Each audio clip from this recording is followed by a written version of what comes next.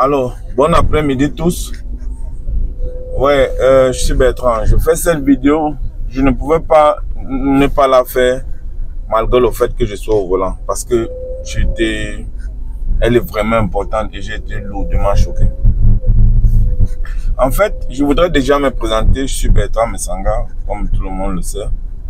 Et dans une autre vie, je suis CEC9 pour le District 79. Ça veut dire que je suis Community Education Council,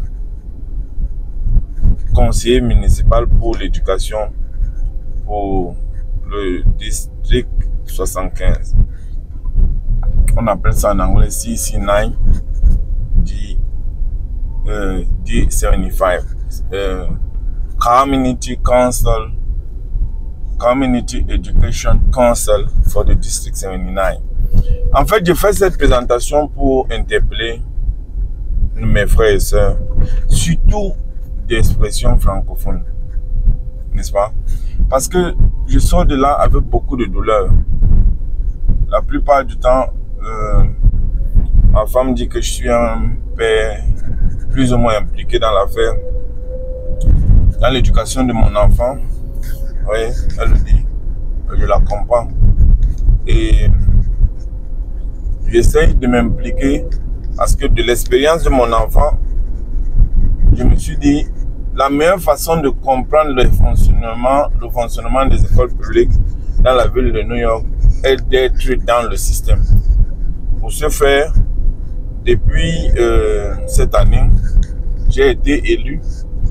Il y avait une position comme conseiller municipal pour les écoles de la ville de New York, localité où j'habite, et j'ai été élu comme conseiller municipal. Donc l'objectif ici est de défendre les droits des enfants dans nos écoles, leur fonctionnement. Quand quelque chose ne va pas, quelle est la meilleure façon? Parce que dans le système étatique, le gouvernement local ne confie que la gestion de nos enfants aux parents. C'est ce que nous ne savons pas. La façon dont les écoles fonctionnent dépend intégralement de la volonté des parents, pas des enseignants, à faire fonctionner les écoles. Ça, c'est la plus grosse information que je voudrais partager. Parce que ma femme dit souvent, nous les Africains, nous devons nous mobiliser pour essayer de changer la donne. Je voudrais vous rappeler que dans ce conseil d'administration, je suis le seul, non seulement noir, mais africain. Je reste là, je regarde cette affaire, je suis choqué. Je regarde dans la salle les autres parents qui viennent, même ne serait-ce que savoir comment les écoles fonctionnent. Je ne trouve aucun homme noir. Et je voudrais me corriger. Je trouve un ou deux hommes noirs américains, pas d'Africains. Encore moins, ce qui est étonnant, les mamans africaines. Je vous assure, je reste là, je regarde cette situation, j'ai le cœur qui chauffe. J'ai le cœur qui chauffe en moi.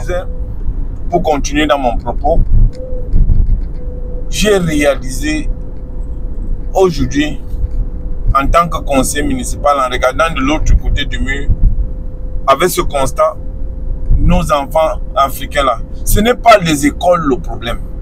Je vous rassure que ce ne sont pas les écoles. L'État, dans sa mission régalienne, a confié la gestion et le fonctionnement des écoles aux parents. Les parents, c'est qui? C'est ceux qui ont des enfants, qui envoient leurs enfants à l'école. Ça veut dire que nous avons le pouvoir de décision.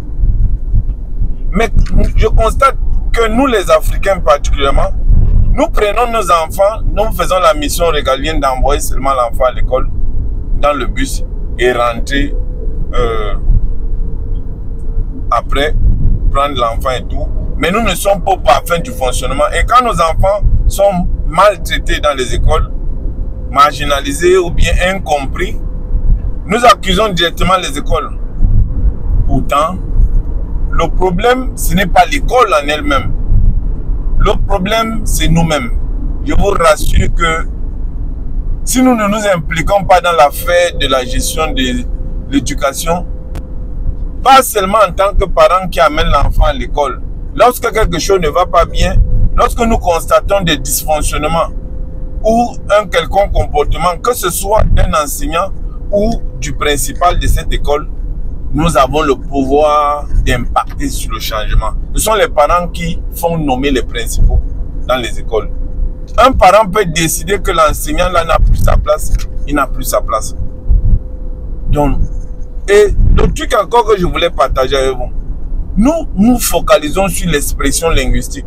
Pourtant, le département de l'éducation met sur pied tous les outils pour communiquer avec les parents. Aujourd'hui, dans la ville de New York, et je suis certain dans les États-Unis, vous n'avez plus besoin forcément de parler espagnol pour anglais pour exprimer votre mécontentement, enfin votre sentiment de mécontentement et autres. Il suffit simplement de signaler que vous avez besoin d'un interprète, quelle que soit la langue de votre choix, l'interprète vous parle, interprète votre pensée. Donc je fais ce message de sensibilisation pour nous dire que il ne s'agit pas des mauvaises écoles.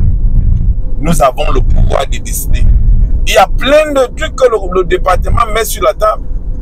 Mais ignorez pas nous. Et vous allez constater que les écoles dans certains quartiers fonctionnent selon la volonté des membres de ce quartier. Ça veut dire que si ce sont les Espagnols, les Latinos qui sont majoritaires, alors ils vont imposer ce qu'ils veulent pour leurs enfants. Ce qui n'ira pas forcément entrer d'union avec ce que nous voulons pour nos enfants. Il faut aller dans les réunions. Si le père est occupé, la mère part. Si la mère est occupée, le père part. Mais impliquons-nous dans cette affaire.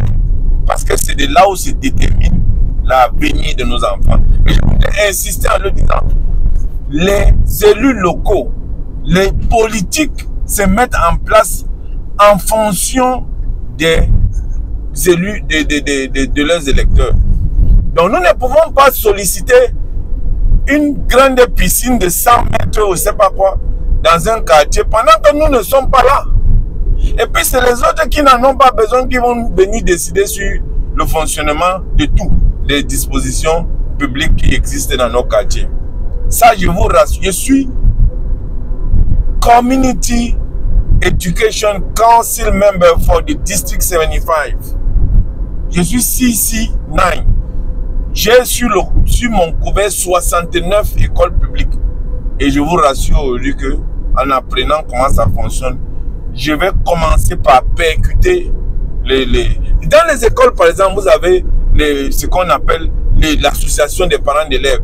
Ce sont les parents d'élèves qui vont dans les écoles pour dire que voilà comment on doit donner le repas. J'étais scandalisé. Je me rends compte que même ce qu'on donne à nos enfants là, c'est un groupuscule de parents d'élèves qui décident de donner ça aux enfants. Si nous, on aime la tchéké, je ne sais pas quoi, et on veut que nos enfants mangent à l'école, alors nous sommes absents. Pourquoi? Impliquons-nous, mes frères et sœurs. Ma femme dit que je suis un mauvais père. Je lui concède cette vérité parfois parce que si je me contente d'amener seulement l'enfant à l'école, il y a ce qu'on appelle l'association des parents d'élèves dans les écoles de nos enfants. C'est là-bas où se décide. Ce sont les parents qui décident de comment leurs enfants doivent être traités à l'école, de quoi ils ont besoin. C'est là-bas.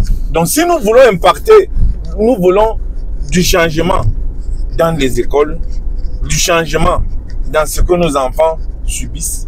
Chers amis, la plus grosse approche, la meilleure façon d'imposer le changement, c'est d'aller dans les réunions des parents d'élèves.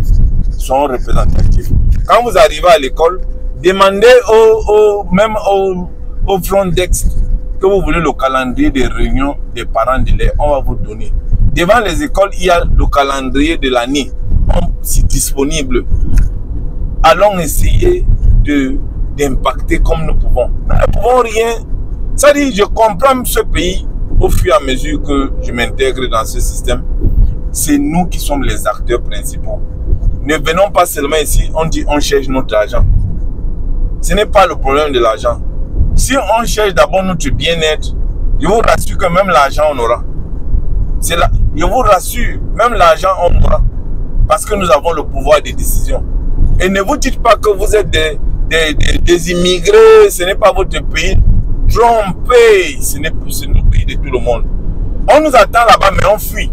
Les Espagnols, les Latinos, eux, ils ont déjà compris. C'est pour ça qu'ils sont presque partout. Et aujourd'hui, vous pouvez le constater dans presque tous les domaines de compétences. Vous constatez que c'est les majorités qui ont eu le message, qui ont compris, qui s'imposent. Vous faites le taxi, si vous n'êtes pas représenté dans l'association des taximans, alors on va vous imposer les nouveaux prix. Parce que les décideurs sont là-bas. Impliquons-nous. Ma femme dit que je suis souvent un peu absent. Mais je crois que pour ce que je serai, je vais m'impliquer encore plus et essayer de disposer toujours de mon temps pour assister à ces événements. Je vous remercie d'écouter la vidéo. Je ne pouvais pas passer cette phase sans vous la partager. J'espère que nous, les uns et les autres, vont en tirer profit et que nous allons tirer les leçons. C'était Bertrand depuis Education for All. Je vous remercie.